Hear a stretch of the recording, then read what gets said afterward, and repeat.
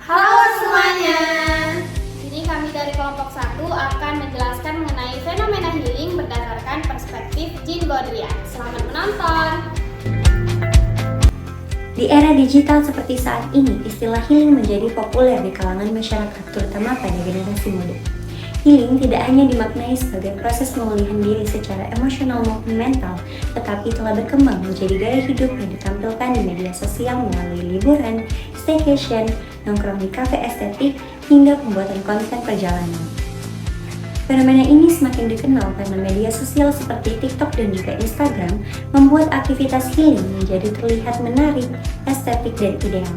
Sehingga seseorang tidak ragu untuk merogoh koceknya lebih dalam agar dapat mengikuti tren healing ini, sehingga dapat dinilai memiliki kehidupan yang seimbang, produktif, dan juga bahagia.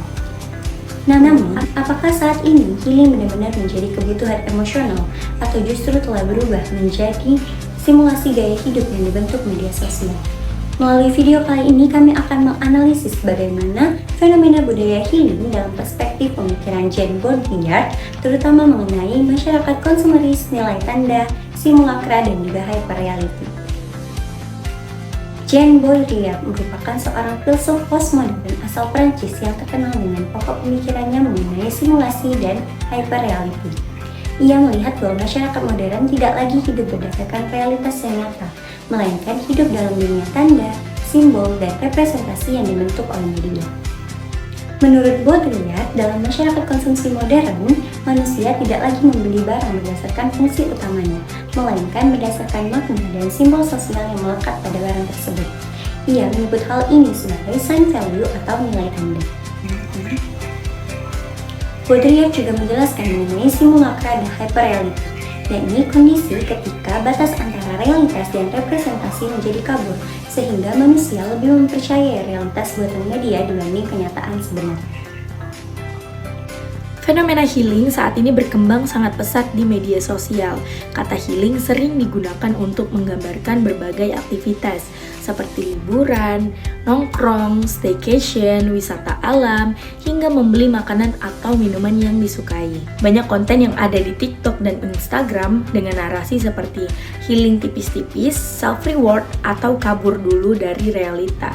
Konten-konten ini biasanya menampilkan suasana estetik dan diiringi musik yang menenangkan.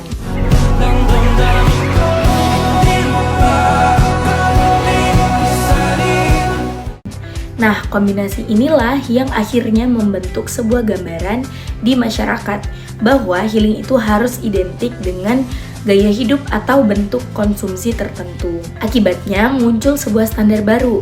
Banyak orang merasa harus melakukan aktivitas healing yang sama seperti yang ada di media sosial, hanya agar dianggap bahagia atau tidak tertinggal tren. Bahkan ada fenomena menarik di mana pengalaman healing itu rasanya belum lengkap atau belum sah kalau belum diunggah ke media sosial. Fenomena ini membuktikan bahwa media digital punya peran yang sangat besar dalam menyetir cara kita memahami kebahagiaan dan kedamaian diri. Ketenangan yang seharusnya bersifat personal kini bergeser menjadi sesuatu yang sifatnya publik dan visual. Padahal healing yang sebenarnya tidak selalu butuh biaya atau pengakuan di dunia maya. Berdasarkan pemikiran Jean Baudrillard, healing saat ini tidak hanya memiliki nilai guna sebagai sarana istirahat atau pemulihan diri dari kejenuhan. Healing saat ini telah berubah menjadi sebuah nilai tanda.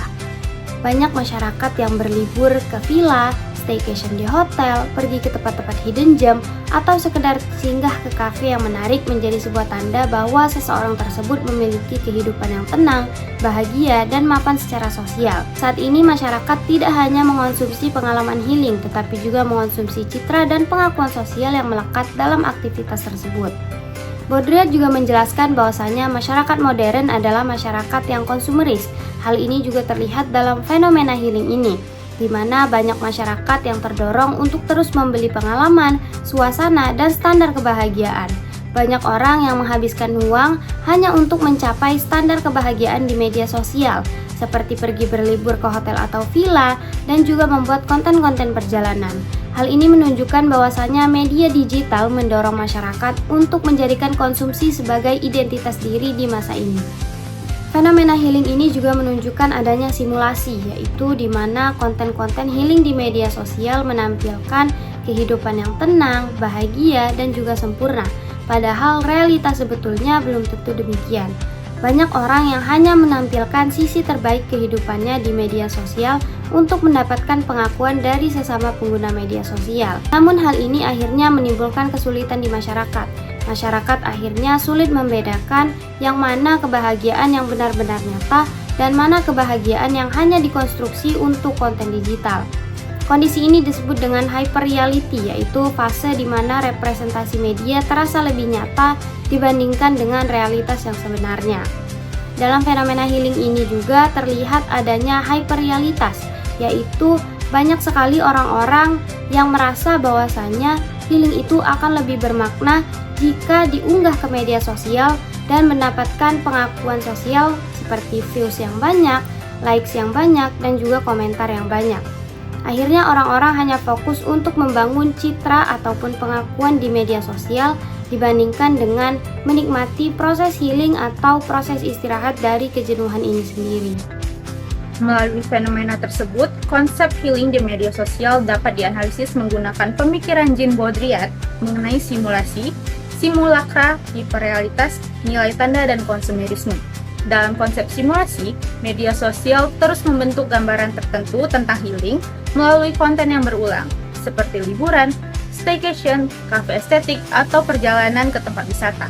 Akibatnya, masyarakat mulai memahami healing bukan lagi sebagai proses pemulihan diri secara emosional, tetapi sebagai aktivitas yang harus terlihat menarik dan menyenangkan secara visual.